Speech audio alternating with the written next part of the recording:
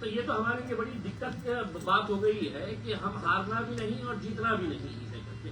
तो ऐसी सिचुएशन के अंदर आपसे लेकर आए, लेकिन हमें कोई फर्क नहीं पड़ता है।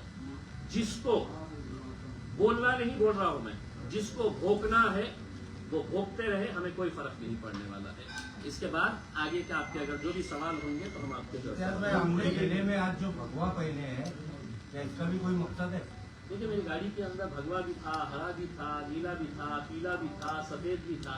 अफसोस इस बात का ये हो गया है कि आपने इस देश को रंगों के अंदर बांट दिया है। कोई हुकूमत, कोई संविधान, कोई कानून ये नहीं कहता है कि ये रंग जो है ये किसी एक विशिष्ट जाति से जुड़ा हुआ है करके। मैंने हरा रंग भी पहना हुआ था, अभी मुझे किसी ने गाड़ी में चढ़ते चढ़ते ये रंग ये पिला दिया तो मैंने ये भी पहन लिया है करके। लेकिन लोगों को ऐसा लग रहा है कि साहब ये रंग जो है ना, ये जात के साथ, ये रंग ये जात के साथ, ये रंग ये जात के साथ, ऐसा कुछ नहीं है साहब। और जिन लोगों की घटिया सोच होती है वो इस तरह के फालतू मुद्दों के ऊपर व्यस्त रहते हैं। लेकिन सर कहीं ना कहीं सुमैया जी को जो कि हरे रंग से बड़ा ही तकलीफ थी, उन्होंने कई सवाल उठाए, चार्जशीट को लेकर कंप्लेंट्स भी की। देखिए, अब चूंकि अब आप लोगों ने बात शुरू ही की है तो मैं आप लोगों को कुछ भारतीय जनता पार्टी के नेताओं के कुछ बयान आपको सुनाना चाहता हूं, जिसमें से एक दो ही बयान आपको सुनाऊंगा। मैं ज्यादा ना तो फालतू चीजों के अंदर मैं ये करता हूं। तो अगर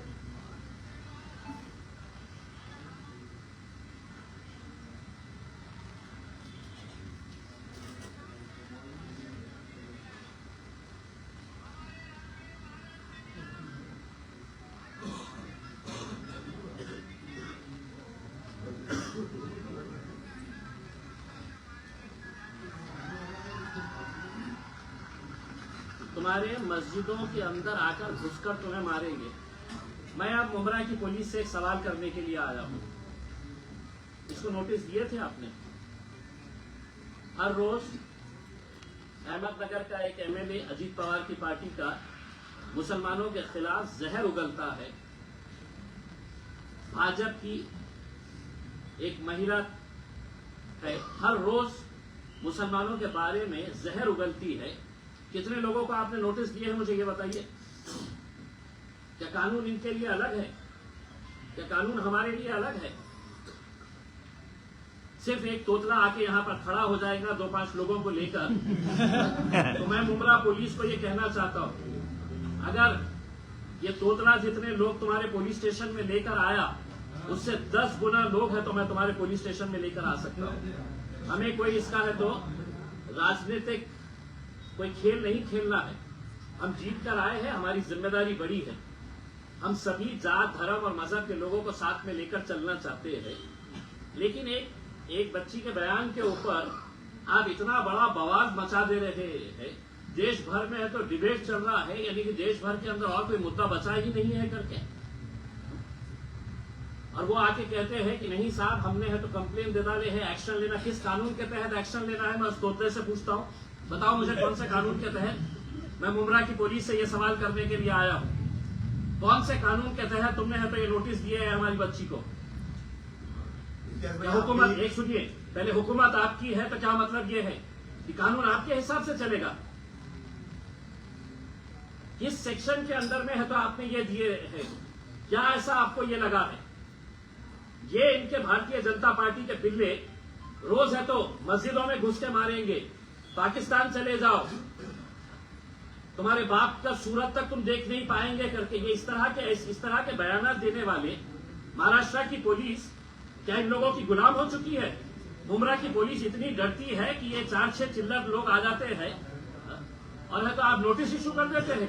किस बुनियाद के ऊपर आपने नोटिस इशू किए हैं? और मैं एक मर्तबा आप सुन लीजिएगा, हमारी ये जो बच्ची चुनकर आई है शहर, उसके स्टेटमेंट से हम कतई किनारा नहीं कर रहे हैं, बिल्कुल नहीं कर रहे हैं। हम पूरी तरह से, पूरी मजबूती के साथ मजलिस इत्तेहाद और मुस्लिमीन एक बार फिर से कहकर जा रहे हैं कि सिर्फ मुमरा की क्या बात कर रहे हैं तो आने वाले वक्त के अंदर हम महाराष्ट्र के अंदर हम अच्छा खासा हरे रंग को फैलाएंगे।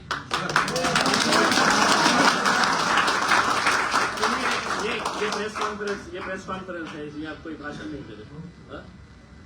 ये सुनिए, ये देवेंद्र फडणवीस की फोटो है। ये सुनिए, ये हटाओ दो। ये देवेंद्र फडणवीस की फोटो है, औरंगाबाद के अंदर हर चौराहे के ऊपर लगाई गई है। क्या लिखा है उसके ऊपर? छत्रपती संभाजीनगर ने भगव्याची शान राखली। तुमच्यासाठी भगव्याची शान राखली आणि आमची मुली जेव्हा हे म्हणतं इन्हें आम्ही हिरवा रंग मुंबऱ्यामध्ये हे करणार आहे, तर इतकं वाईट कि उसके ऊपर आप है तो डराने धमकाने नोटिसेस इश्यू करने की बात कर रहे हैं करके।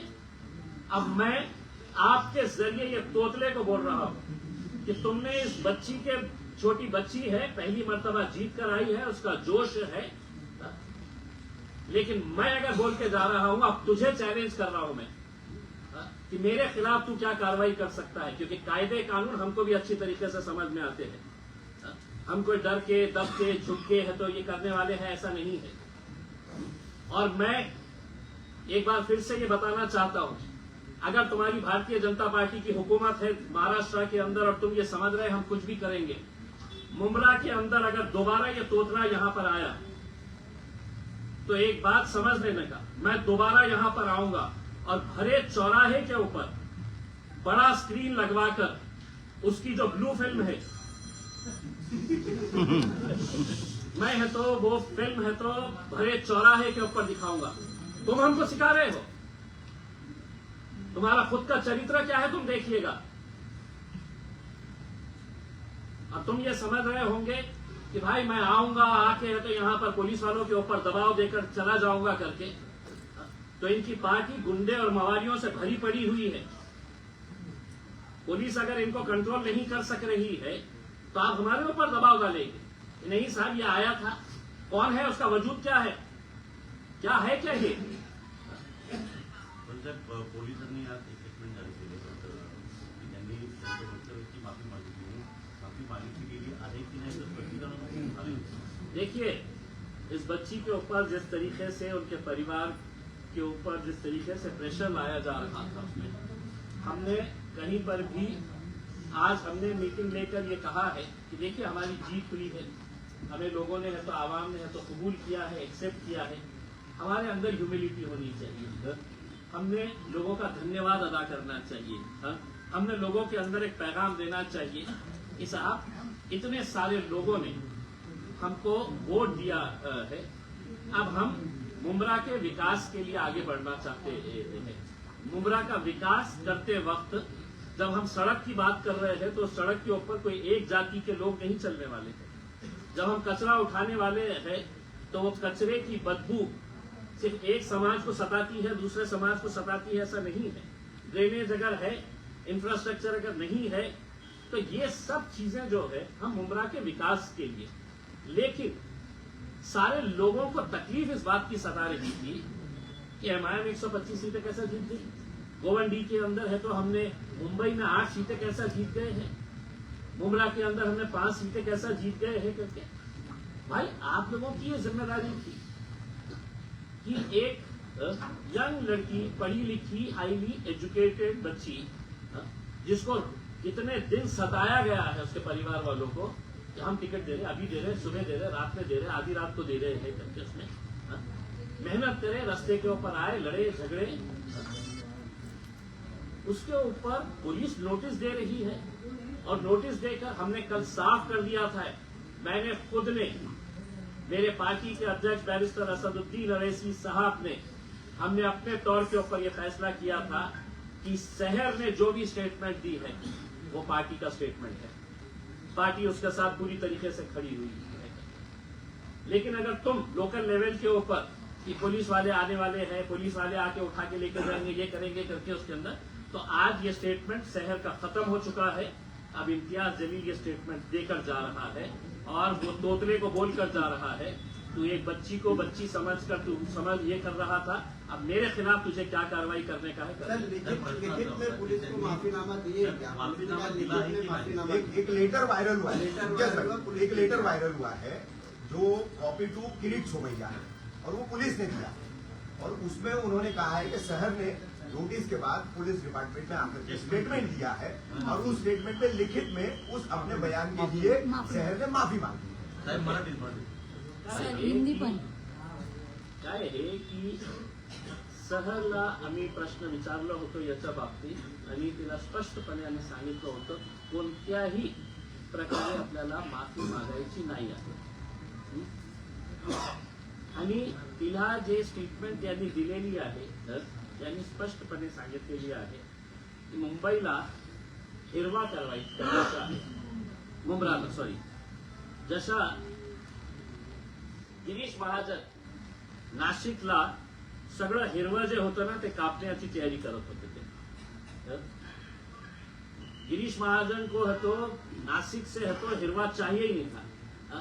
पूरी का पूरा नासिक एक साथ आ गया है कि नहीं बोला साहब हमको हिरवा बचाने का है करके हरियाली बचाने का है करके उसमें हा?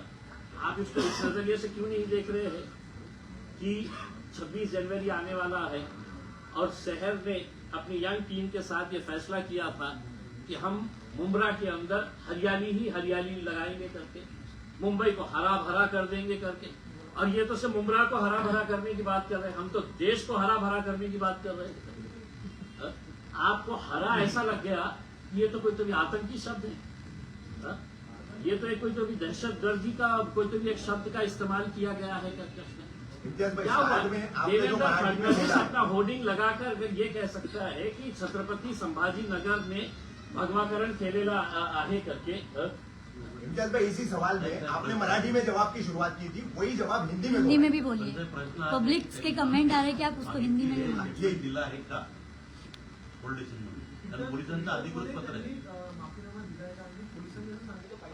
अधिकृत पत्र काय सर हिंदी सर स्टार्टिंग का हिंदी में बोल दीजिए जो आपने स्टार्ट किया मैंने सुनिए इतनी लाचार मुंब्रा पुलिस को चंद मवाली गुंडे भारतीय जनता पार्टी के पदाधिकारी होंगे हा? लेकिन मैं समझता हूं कि मुंब्रा के सीनियर पीआई साहब ने वो तोतले से पूछना चाहिए था कि भाई तू वो बच्ची के बारे में है तो सवाल उठा रहा है ये तेरा एक वीडियो देखा है क्या करके सीनियर साहब को मैं भिजाऊं क्या उनका वीडियो किरीट सोमैया का वीडियो भिजाऊं मैं हा? तो आप इस बच्ची के ऊपर उनके परिवार वालों के ऊपर जितना प्रेशर लेकर आ रहे हैं हा? अब अगर ये बच्ची को ऐसा लगता है कि मेरे ऊपर बहुत ज्यादा प्रेशर आया है मेरे काम का फोकस हट रहा है इतने ज्यादा हेट मैसेज सोशल मीडिया के ऊपर उसके खिलाफ ये किया जा रहा है एज इफ कोई एक नया टेररिस्ट इस देश के अंदर आ गया है भाई हरे रंग का उन्हें भगवे रंग का बोले इस देश के अंदर एक नचनिया है सुनिए हर दूसरे दिन मुसलमानों पाकिस्तान चले जाओ करके क्यों उसके जहेज में आया था हिंदुस्तान आप बोलते रहेंगे और हम खामोश रहना ये अगर आप उम्मीद कर रहे हैं तो हमारी एक बच्ची अभी नई नई राजनीति के अंदर आई है आप उसको दबा सकते हैं लेकिन हम उसके साथ पूरी तरीके से खड़े हुए हैं और जो जिस लहजे के अंदर सवाल करेगा उसी लहजे के अंदर हम उसको जवाब देंगे सर इस मामले में आपके सीनियर जब ये मामला आप सुने नोटिस का और उसके ऊपर दबाव बनाने का तो आपने यहाँ के सीनियर डीसीपी कमिश्नर से आपने बात किया कि आप किस बात की नोटिस मैंने किसी से भी किसी पुलिस अधिकारी से बात नहीं किया मैंने और मैं समझा नहीं जरूरी इन लोगों से बात करना करके तुमने नोटिस दिए हम उस नोटिस को तो सुप्रीम कोर्ट तक लेके जाने की हमारी तैयारी इम्तियाज भाई आप भी राजनीति में आने से पहले पत्रकार थे ऐसे ही सवाल आप भी किया करते शहर के स्टेटमेंट में कौन सा पार्ट आपको ऑब्जेक्शनेबल लग रहा है कोई भी नहीं इसीलिए तो मैं बोलते जा रहा हूँ ना शहर ने तो सिर्फ मुंब्रा के बारे में बोली है कि मुंब्रा को हरा करना है मैं तो पूरे देश को हरा करने की बात कर रहा हूँ हरा भरा करने की बात कर रहा हूँ देश में झाड़ लगाने की बात कर रहा हूँ पेड़ पौधे लगाने की लोगों का ये कहना है उन्होंने अगर झाड़ लगाने का वर्ड बोला होता तो माना जाता उन्होंने सिर्फ हरा बोला गया तो लोगों का यही कमेंट आता है ये लोगों का नहीं है कुछ फालतू लोगों का है जिसको है तो अकल कम होती है ना वो कुछ ना कुछ तभी ढूंढते रहते हैं डिप्टी सीएम एकनाथ शिंदे कह रहे हैं कि मुंब्रा तो बहुत छोटा है थाने पूरा भगवा है ये छोटे मोटे नेता छोटी मोटी बात क्या करेंगे इसका क्या देखिए एकनाथ शिंदे साहब कह रहे हैं भगवा पूरा थाना है करके हाँ? उसमें मुमरा तो भी वो आता जायज है। है, वो जायज है, वो लीगल है, वो सब कानून के दायरे में बैठता है। और अगर मैं ये कह रहा हूं कि मुमरा हरा है, मुमरा हरा भरा है, तो उसमें है तो पूरा कानून का उल्लंघन हो गया है और देश के अंदर कोई गंभीर मुद्दा बचा नहीं है। पिछले कितने दिन हो गए हैं, हाँ? रोज सुबह दोपहर शाम रात, हाँ? बस टीवी खोलो, हाँ? तो मुमरा हरा हिरवा, हाँ? इसके अलावा कोई दूसरा अहम मुद्दा बचा ही नहीं है, हाँ? इम्तियाज भाई अभी आप और एकनाथ शिंदे साहब हमको नहीं बताए थे। अगर एकनाथ शिंदे साहब के लिए अगर मैं मुंह खोला तो फिर मेरे हिसाब से उनके लिए भी तकलीफ हो जाएगी। अब हम सुनकर आए हैं, सर, उनका भी साथ चाहिए, खाने क्यों ना यहाँ के सर्वे सर्वा है उसमें, लेकिन उनको एक बात बता देना चाहता हूँ, भाजपा कब आपको उठाकर फेंकने वाली है, अब इंतजार करिए कितने दिन आप बचे हुए हैं। इम्तियाज भाई शहर की तरफ आते हैं, इम्तियाज भाई शहर की तरफ आते हैं। 5 नगर सेवक मिले इस चुनाव में आपकी पार्टी को, 5 से 25 बनाने की अगली रणनीति क्या होगी, किस तरीके से एमआईएम अपनी देखिए, हमने अंदर बैठ के है तो यही बात किए है कि हमारे जो बाकी के जो एक पैनल 9,500 वोट एक ने लिया है, 9,000 9,500 लोग। इसका मतलब ये है कि 9,500 लोगों ने आपको अपना नेता कबूल किया है, मान लिया है। तो आपको लोगों के बीच में रहना है, लोगों के बीच में रह के आपको काम करना है, और यकीनन ये आंकड़ा बहुत बढ़ेगा। और अच्छे तरीके से और भी गुमराह के अंदर मजलिस कैसे फैल सकती है, देश में कैसे फैल सकती है, हरा भरा मजलिस को कैसा किया जा सकता है, करेंगे इस तरीके से। एकंदरीत तुमचे जेवढे कॅन्डिडेट होते त्यांनी एकंदरीत 70 ते 80,000 पर्यंत मतं घेतलेली आहे. येणाऱ्या विधानसभा निवडणुकीमध्ये याचा फटका जो आहे तो स्थानिक आमदार जे आहेत त्यांना बसू शकतो का? तुमच्या माध्यमातून कुठला कॅन्डिडेट जो आहे आम्हाला काही देणं घेणं नाही, कोणाला फटका बसणार, कोणी टपकणार, कोणाचं काय होणार करके आम्ही आमच्या बाबतीत विचार करणार। आम्ही जिथे निवडून येऊ शकतो आम्ही त्या ताकदीने आम्ही इलेक्शन लढणार। आणि स्वाभाविक आहे हजारोंच्या संख्येने जेव्हा लोक तुम्हाला मतदान करतात तो हवा बदल रही है हे समजलं। कारण का आव्हाडांच्याच विरोधामध्ये भाषणामध्ये वक्तव्य केलं होती आणि त्यांच्यात एक जे आमदार आहेत जिल्हा निवडणुकीचे आमदार आहेत म्हणून त्यांना असं विचारलं की आता जी ताकद वाढली त्याला विधानसभामध्ये एमआयएम तिथे पूर्ण तिथे आपला आमदार निवडून आला। इच्छा तर आहे, खूप इच्छा आहे। आमदार काय उस तरह की तैयारी करेंगे क्या, खासदारकीचा वो ऐसा पूछ रहे दोनों का पूछना ऐसा। खासदारकीचाही विचार करू शकतो। क्या है कि एक मर्तबा जीत हासिल होने के बाद आपके भी हौसले बुलंद होते थे। आज तक हमारे पास जो नौजवान तबका था, यंगस्टर्स थे, वो मजलिस के साथ जुड़े। अब आज हमारे पास डॉक्टर आसिफ जैसे लोग हैं, के जैसे बिल्डर है, और भी अच्छे अच्छे लोग जो है वो आज मजलिस के साथ जुड़ रहे हैं।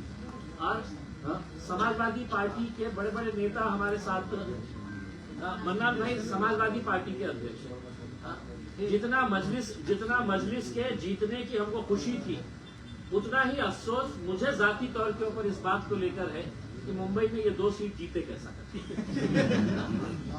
परंतु ज्यावेळी किरीट सोमय्या मुंब्रा पोलीस स्टेशनला आले त्यांनी असं सांगितलं की मुंब्रामध्ये राहणारे जे 20% हिंदू आहेत ते खतऱ्यामध्ये आहे। शेर शेखींनी जे बयान दिला होता, तुमच्या पक्षातल्या कुठल्याही अध्यक्ष असो किंवा इतर नेत्यांनी मुंब्रा पोलिसांना भेट दिली नाही, त्यांनी जाब देखील विचारला नाही की मुंब्र्यातले 20% हिंदूंना आमच्या एका ज्या नेत्यांमध्ये वक्तव्य आलं त्यामुळे कुठे धोका नाही असं त्यांनी कुणी विचारलंय। अच्छा, मी आपल्याला विचारतो हे प्रश्न, शहर शेखचं जे स्टेटमेंट आहे ते कोणत्या आधारावर हे महाशय म्हणतात की एका प्रकारे तिने हिंदू लोकांना त्यांनी धमकावले की येणाऱ्या 5 वर्षामध्ये तुम्हाला इथून आम्ही हाकलून देणार आहे। आम्ही असं म्हटलं असते, तिचं स्टेटमेंट असं असलं असतं तर एक हिंदू भाऊ आज आमच्या स्टेजवर सोबत आहे का नाही आहे? असं असलं असतं तर मुंबईमध्ये गोवंडीमध्ये आम्ही विजय ओबाळेला आमच्या पार्टीची पूर्ण जबाबदारी बॉम्बे म्युनिसिपल कॉर्पोरेशन मध्ये गट नेता म्हणून म्हणजे विजय ओबाळेला त्यांनी स्वीकारली असती। ते तर म्हटलं असतं की साहेब तुमची कॉर्पोरेटरने असं म्हटलेले आहे का मी सगळं हिंदूला, काही नाही आहे। यांना काय आहे की चीप पब्लिसिटी पाहिजे असतं. चीप पब्लिसिटी साठी ते कोणत्याही खालच्या लेवलवर जातं. आणि भारतीय जनता पार्टीच्या काही नेत्यांना अशी सवय लागलेली आहे कि जहां पर भीड़ दिख गई वहां पे पहुंच जाओ. उनको मालूम है कि फुकट में मजलिस के नाम के ऊपर कुछ तो मिल जाएगा. तर त्याच्यामध्ये आमचे एक अमरावतीची एक बाई आहे. तिला एमआयएम शिवाय काही जमत नाही. इम्तियाज भाई, लेकिन भारतीय उसी को जनता तो पार्टी से एक छोटा सा एक नेता बीजेपी वाले ही मांग कर रहे हैं क्या कि उसी को पार्टी से निकालो, जिसका आप जिक्र कर रहे हैं अमरावती वाली का. हाँ. खुद बीजेपी वाले अभी वहाँ के लोकल कार्यकर्ता जो है वो डिमांड कर रहे हैं कि उसको पार्टी से निकाला जाए देखिए इसी मनपा चुनाव के बाद. देखिए मैंने अभी उनका एक स्टेटमेंट सुना है कि इस देश के अंदर अगर रहना होगा तो सिर्फ भगवा और नीला चलेगा. इनको तो नीला भी नहीं चलता है सर. वो तो जरूरत है इसलिए वो नहीं. नीला भी नहीं चलता है. पहले वो सोच रहे हैं कि हरे को निपटाए फिर नीले पे आए करके उसने. उनकी षड्यंत्र, उनकी साजिश यही है. लेकिन उनको ये नहीं मालूम है कि हरे को निपटाने के चक्कर के अंदर नीला भी हमारे साथ जुड़ा हुआ है. और अब भगवा भी हमारे साथ में आ गया है. क्योंकि धीरे धीरे लोगों को ये बात समझ में आ रही है. जिस एकनाथ शिंदे साहब का आप जिक्र कर रही है मैडम, एक खासदार, 5 आमदार, एक पालक मंत्री मेरे शहर के अंदर. हमने 33 सीटें जीते, वो 13 सीटें जीते. इसी को जोड़ के सवाल है कि बीएमसी चुनाव में 2 भाई साथ भी आए, उसमें से एक भाई की पार्टी आपसे भी कम सीट लेकर आई. क्या कहेंगे इस स्थिति पर, जिस तरह की भविष्य में स्थिति बन रही है? देखिए लोगों को समझ में आ रहा है, लोगों को समझ में आ रहा है कि राजनीति के अंदर कैसे घटिया घटिया खेल किए जा रहे हैं. जो एकनाथ शिंदे साहब है तो हमारे ऊपर उंगली उठा रहे हैं. आज हमारे पास अगर पैसा रहेगा तो हम भी हेलीकॉप्टर लेके जाकर उनको गुवाहाटी टहला के लेके आ सकते हैं. ये इतना खुले तौर के ऊपर कोई बोलता नहीं है, हम बोलेंगे. आपकी इजाजत तो सिर्फ एक सवाल शहर से इसी टॉपिक साहेब, आपके पण- पार्टी ने जो स्टँड लिया. साहेब, पण ज्या पद्धतीने किरीट सोमय्या यांनी मुंब्रा पोलिसांना भेट दिली, त्यांनी असं सांगितलं की शहर शेखने जे माफीनामा लिहून दिलेला आहे ते मला मान्य आहे, आता याच्या पुढे काहीच नाही आहे. आणि त्यांनी असंही सांगितलं की राज्यामध्ये देवेंद्र फडणवीस यांची सरकार आहे, त्यामुळे कोणालाही घाबरायची गरज नाही, असं त्यांनी म्हणाले. या माणसाला तू आहे कोण रे बाबा? काय आहे तू? कोणची कॉन्स्टिट्यूशन पोस्टवर बसलेला आहे? कोणता अधिकार आहे तुम्हाला की आम्हाला मान्य आहे, आम्ही पोलीस स्टेशनला गेलं? अरे आता मी जाऊ शकतो ना पोलीस स्टेशनला, आणि बघायचं आहे का तो तोतऱ्याला की मी किती लोकांना घेऊन जाऊ शकतो? जाऊ शकतो ना बाबा. पण असं दाखवायचं की म्हणजे खूप महान आहे, खूप मोठा नेता आहे. अरे चिल्लर आता आम्ही गिनतच नाही त्याला. म्हणजे माझ्यासाठी म्हणजे हे किरीट सोमय्या सारखे चिल्लर लोकांना मी मतलब भावच देत नाही आहे. त्यांचं काम काय राहिलेलं आहे? शहरामध्ये जायचं, तुम तो बद तिथे पैसे खातात. पुलिस वाले परेशान हो जाते साहब. मेरे भाई पुलिस वाला बोला कि साहब वो उसमें आता है, हमको उसकी प्रॉब्लम हो जाता है, उन्हें क्या बोलता है और हमको समझ में नहीं आता है. तो अब ये लोगों को क्या हो गया है कि इनको ऐसा लगता है कि हम एमआईएम के अगेंस्ट नहीं बोले तो हमको मीडिया वाले दिखाएंगे नहीं, मीडिया वाले हमारे पीछे आएंगे ही नहीं करके उसमें. तो एमआईएम के खिलाफ बोलते रहो तो मीडिया वाले मुंह लेके घूमते रहेंगे उसमें. शहर मैं बोल क्या होगा शहर की तरफ. एक मिनट त्यांच्या माध्यमातून एक क्लॅरिफिकेशन होता फक्त. नहीं, स्टैंड जो पार्टी का है, प्रोटोकॉल के हिसाब से मैंने पार्टी का शहर की तरफ से आप ये समझ लीजिएगा कि मैं शहर की तरफ से बोल रहा हूँ. आप शहर दोनच शब्द साहेब, दोनच शब्द त्यांच्याकडनं, 2 शब्द. हाँ, ये है. हाँ, उतना तो मैं भी चाहूंगा, उतना तो मैं भी चाहूंगा. ये रिकॉर्ड करिए आप लोग, बोलिए कैसे हराया.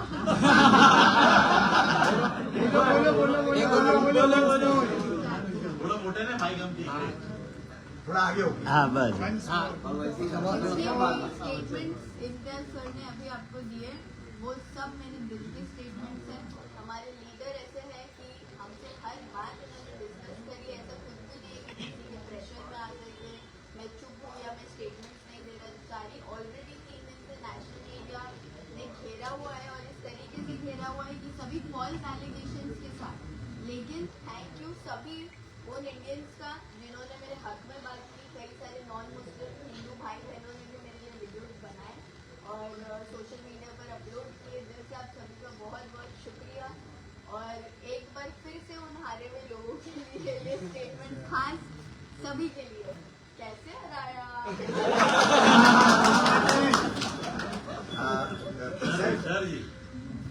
सर जी एक प्रश्न जो विचारतोय की तुम्ही स्टेटमेंट दिला आहे का की तुम्ही जे वक्तव्य केलं माफीनामा देखिए स्टेटमेंट माफीनामा मैंने नहीं दिया है, मैंने अपने स्टेटमेंट क्लियरली स्टेट किए हैं कि हरा जो कलर था वो मेरा रेलेवेंस हमारे पार्टी के झंडे के साथ था, जो आरजेडी का भी झंडा है अगर आप देखें तो, और कई पार्टियों का इंडिया में झंडा है। जब वो बोलते हैं कि we want to paint our city green या we want to paint our city saffron, तो उसको अनकॉन्स्टिट्यूशनल नहीं देखा जाता है, असंवैधानिक नहीं देखा जाता है। बट ये हरे कलर के साथ मुसलमानों को एक ऐसे तरीके से जोड़ दिया जाता है जिसको कम्युनलाइज करके आगे वो बात रखी जाती है। बट ये फॉल्स एलिगेशंस है, जो लोग हमको जानते हैं, जो लोग MIM पार्टी में बिलीव रखते हैं, हमारे सभी सपोर्टर्स, और वो हिंदू भाई बहन भी है। हम सिर्फ हिंदुस्तान मुसलमानों का नहीं है, हिंदू भाई बहन अलग अलग धर्म जाति कई सारे लोग मिलकर के रहते हैं और उनका सपोर्ट रहा है। तो ये लोगों के लिए जवाब है कि आप हिंदू मुसलमान की राजनीति करना बंद करें। MIM पार्टी पावर में आ रही है अल्हम्दुलिल्लाह, और किसी को इससे भी प्रॉब्लम है कि हम अल्हम्दुलिल्लाह बोलते हैं, इंशाल्लाह बोलते हैं, उसका मतलब इतनी मीडिया है तो एक बार क्लियर कर दूं, अल्हम्दुलिल्लाह का मतलब है कि थैंक गॉड, और इंशाल्लाह का मतलब है गॉड विलिंग। तो अगर हम अपने सेंटेंसेस में यूज करते हैं, हमारा बिलीफ है कि अगर अल्लाह ने चाहा तो, और हर सेंटेंस में हम अपने भगवान का जैसे लोग शुक्रिया अदा करते हैं वैसे हम अपने अल्लाह का शुक्रिया अदा करते हैं, तो हम इस चीज़ को मेंशन करना जरूरी समझते हैं। इससे कोई धार्मिक भावनाएं हर्ट नहीं होती, जैसे उन लोगों की एक भाषा है, ये हमारी भाषा है। तो प्लीज इस पर और धार्मिक राजनीति करना बंद करें। आज के बाद अगर आपको मुझे कवर करना है तो सिर्फ और सिर्फ मेरे काम को कवर करूँ। दूसरा एक मुद्दा सर जी, ठीक है, आखिरी प्रोटोकॉल है आगे की क्या लोकल तुम्ही भेट घेणार आहे किंवा लोकल त्याच्यावर काय नाही खरं खोटं काय सर जी तुम्ही भेट घेणार आहात का आपण तुम्ही? भेट घेणार आहे नहीं सुनिए, इनकी तरफ से मैं बोलता हूँ, अगर मुमरा के विकास के लिए अगर हमारे पूरे कॉर्पोरेटर्स को मुख्यमंत्री के पास जाना पड़े, उप मुख्यमंत्री के पास जाना पड़े, वो एक पद के ऊपर बैठे हुए हैं, पैसा है तो आसमान से नहीं आता है ना जमीन से उगता है। अगर हमारे शहर के विकास के लिए अगर हमारे पूरी की पूरी टीम को अगर जाना पड़े किसी के पास तो यकीनन जाएंगे, और हम पार्टी की तरफ से उनको ये इख्तियार देते हैं कि अपने शहर के विकास के लिए अगर आपको जिस किसी के पास जाकर अगर शहर का विकास होता है तो उसके लिए जरूर करें। ठीक है, बोलत बोलो त्यांना